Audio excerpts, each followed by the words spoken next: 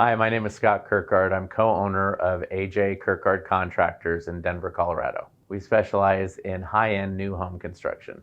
So I went to the Aspire seminar with the thought of how can we make more profit in our company. We don't seem to have any problems getting business. We're always busy.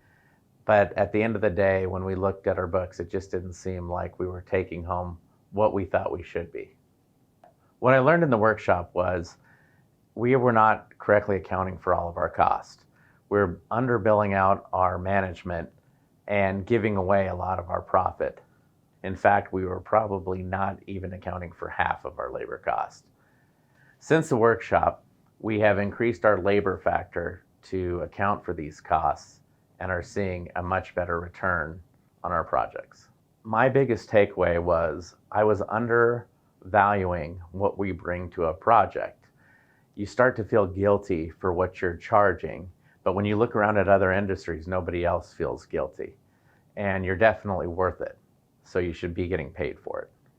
The workshop isn't a gimmick. There's real value in the workshop.